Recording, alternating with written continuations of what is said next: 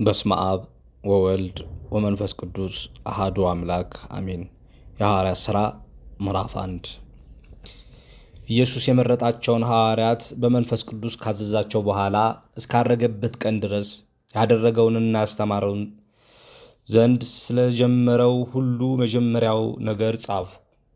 ደግሞም 40 ቀን እየታያቸው ስለ እግዚአብሔር መንግሥት ነገር እየነገራቸው በብዙ ማስረጃ ከሕማማቱ በኋላ ሕያው ሆኖ ለእርሱ ራሱ አሳያቸው። ከእነርሱም ጋር አብሮ ሳለ ኢየሩሳሌም እንዳይወጡ አዘዛቸው። ነገር ግን ከእኔ የሰማችሁትን አብ የሰጠውን የተስፋ ቃል ጠብቁ። ዮሐንስ በውሃ አጥምቆ ነበርና እናንተ ግን ከጥቂት ቀን በኋላ በመንፈስ ቅዱስ ትጠመቃላችሁ አለ። እነርሱም በተሰበሰቡ ጊዜ ጌታ ሆይ በዚያ ወራት ለእስራኤል መንግሥት ትመልሳለህን ብለው ጠየቁት። እርሱም አብ በገዛ ሥልጣኑ ያደረገውን ወራትንና ዘመናትን ታውቁ ዘንድ ለእናንተ አልተሰጣችሁም።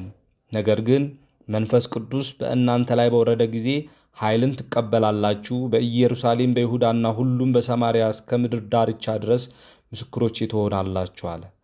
ይህንም ከተናገረ በኋላ እነርሱ እያዩት ከፍ ከፍ አለ። ደመናም በዓይናቸው ሰውራ ተቀበለችው። እርሱም ሲሄድ ወደ ሰማይ ትኩር ብለው ሲመለከቱ ሳሉ እነሆ ነጫጭ ልብስ የለበሱ 2 ሰዎች ባጠገባቸው ቆሙ። ደግሞም የገሊላ ሰዎች ሆይ ወደ ሰማይ እየተመለከታችሁ ስለምን ቆማችኋል? ይህ ከእናንተ ወደ ሰማይ የወጣው ኢየሱስ ወደ ሰማይ ሲሄድ እንዳያችሁት እንዲሁ ይመጣል አላቸው። በዚያን ጊዜ ደብረ ዘይት ከሚባለው ተራራ ወደ ኢየሩሳሌም ተመለሱ። እርሱም ከኢየሩሳሌም የሰንበት መንገድ ያህል የራቀ ነው። በገቡም ጊዜ ወደሚኖርበት ሰገነት ወጡ። ጴጥሮስንና ዮሐንስም፣ ያዕቆብ፣ እንድርያስም፣ ፊልጶስም፣ ቶማስም፣ በርተሎሜዎስም፣ ማቴዎስም፣ የእልፍዮስ ልጅ ያዕቆብ፣ ቀናተኛ የሚባለው ስምዖንም፣ የያዕቆብ ልጅ ይሁዳም። እነዚያ ሁሉ ከሴቶች ከኢየሱስ እናት ከማርያም ከወንድሞቹ ጋር በአንድ ልብ ሆነው ለጸሎት ይተጉ ነበር። በዚህ ወራት ጴጥሮስ 120 በሚያህል በሰዎች ማኅበር አብረው በነበሩ በወንድሞቹ መካከል ተነስቶ አለ።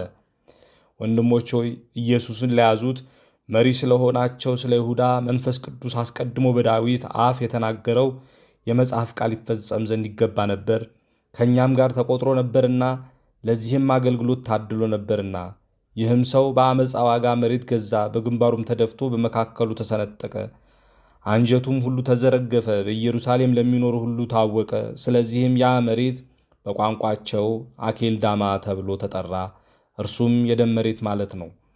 በመዝሙር መጽሐፍ መኖሪያ ምድረ በዳ ትሁን፣ የሚኖርባት አይኑር፣ ደግሞም ሹመቱ ሌላ ይውሰዳት ተብሎ ተጽፏልና። ስለዚህ ከዮሐንስ ጥምቀት ጀምሮ በእኛ ዘንድ እስካረገበት ቀን ድረስ ጌታ ኢየሱስ በእኛ መካከል በገባበትና በወጣበት ዘመን ሁሉ ከእኛ ጋር አብረው ከነበሩት ሰዎች ከእነዚህ አንዱ ከእኛ ጋር ትንሣኤውን ምስክር ይሆን ዘንድ ይገባል። ኢዮስጦስም የሚሉት በርስያን የተባለ ዮሴፍንና ማትያስን ሁለቱን አቆሙ። ሲጸልዩም የሁሉን ልብ የምታውቅ አንተ ጌታ ሆይ ይሁዳ ወደ ገዛ ራሱ ስፍራ ይሄድ ዘንድ በተዋት በዚች አገልግሎትና ሐዋርያት ስፍራ እንዲቀበል የመረጥከው ከእነዚህ ከሁለቱ አንዱ ሹማሉ። ዕጣ ተጣጣሉላቸው። ዕጣውም ለማትያስ ወደቀና ከ11 ሐዋርያት ተቆጠረ።